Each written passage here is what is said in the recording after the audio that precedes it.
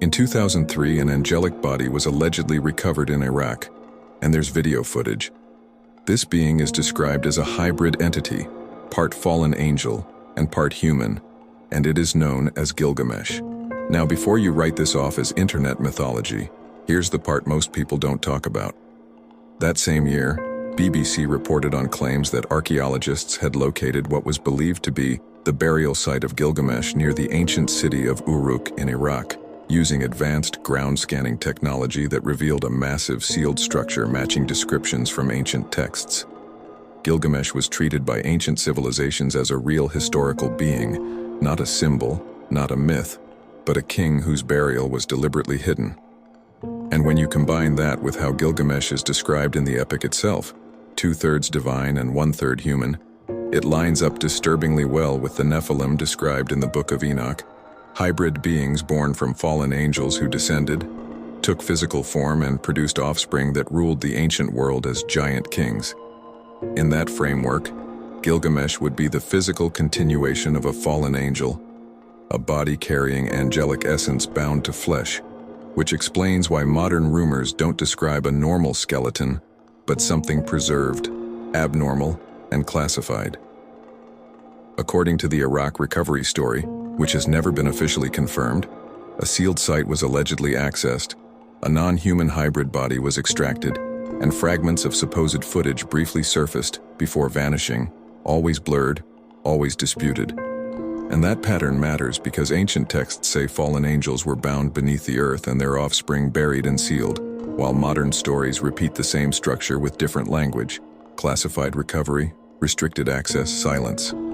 So when people say fallen angel body, what they may actually mean is the closest thing humanity could ever find to one: a Nephilim king, a hybrid ruler bridging heaven and earth, myth and biology. And here's the real question. If ancient civilizations insisted these beings were real, and even mainstream outlets acknowledged claims surrounding Gilgamesh's discovery, do you honestly think the full truth would ever be released today? Or would it be buried again under secrecy? Comment real if you think there's truth behind this.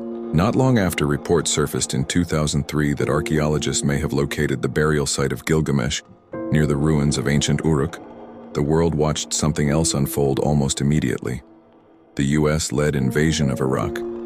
Officially, the justification was weapons of mass destruction, a claim that later collapsed under scrutiny. But to this day, many researchers point out how unusual the timing was. Iraq is not just another battlefield. It is ancient Mesopotamia, the cradle of civilization, the land tied to the epic of Gilgamesh, the flood narrative, and some of the oldest recorded knowledge humanity has ever possessed. And when military forces entered the region, one of the first areas affected wasn't just strategic infrastructure. It was museums, archaeological sites, and sealed locations that had survived untouched for thousands of years. Whether coincidence or not, the invasion placed modern military power directly over ground associated with hybrid kings, ancient bloodlines, and forbidden knowledge described in texts far older than modern religion. What makes this even more unsettling is what happened to Iraq's artifacts in the chaos that followed. During the invasion and its aftermath, the Iraq Museum in Baghdad was looted, ancient tablets vanished, and priceless objects tied to Mesopotamian history disappeared into private hands or black markets.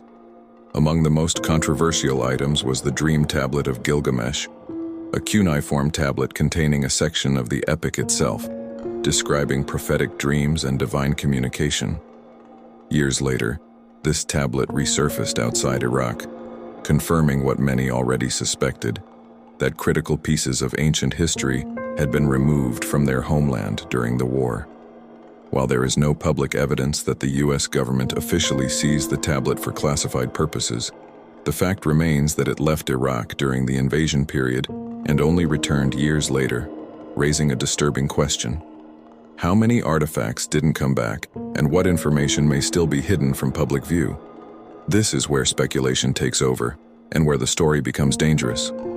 If Gilgamesh was viewed by ancient cultures not as a myth, but as a hybrid king tied to divine beings, then his tomb, his remains, or any object connected to his legacy would represent more than archaeology. It would represent proof that ancient texts were describing something real. And if something like that were discovered in a modern war zone, it would never be announced on the evening news. It would be classified, extracted, and erased from public discussion, just like countless other things tied to national security. So when people ask whether the invasion of Iraq was really just about oil or weapons, others ask a darker question instead. Was it also about controlling the physical evidence of humanity's oldest and most uncomfortable history? A history that suggests the gods didn't just inspire mankind, they ruled it. Throughout modern history, governments have consistently classified information from the public under the justification of national security, and once you recognize that pattern, it becomes impossible to ignore how often it extends beyond weapons and warfare into knowledge itself. Documents stay sealed for decades. Technologies appear years before the public is told they exist, and entire events are acknowledged only after they no longer matter. Classification isn't just about protection, it's about control. Control over narratives, control over fear, and control over what humanity is allowed to know at any given time. And while most people assume this only applies to military secrets or intelligence operations, history suggests something far deeper may also be hidden. Information that challenges our understanding of reality, origin, and even the spiritual framework we live inside. Ancient civilizations openly spoke about gods, watchers, divine beings, and hybrid rulers as historical fact. Yet modern society is taught to treat those same ideas as metaphor, myth, or superstition. Despite the fact that governments openly admit to classifying phenomena they still claim not to fully understand. What makes this more unsettling is that classification doesn't erase truth, it just delays it. Time and again, information once mocked as conspiracy later becomes admitted fact, quietly released in documents no one reads or buried behind technical language designed to dull its impact. If governments are willing to hide technologies, experiments, and historical events for generations, then the idea that spiritual or pre-human knowledge could also be restricted is not far-fetched at all, especially when that knowledge threatens the foundations of religion, science, or power itself. Because once you accept the possibility that humanity was not alone in its early history, or that ancient texts were describing real encounters instead of allegory, the entire structure of modern authority begins to shake. So the real question isn't whether governments classify information, they always have. It's what they decide humanity isn't ready to know.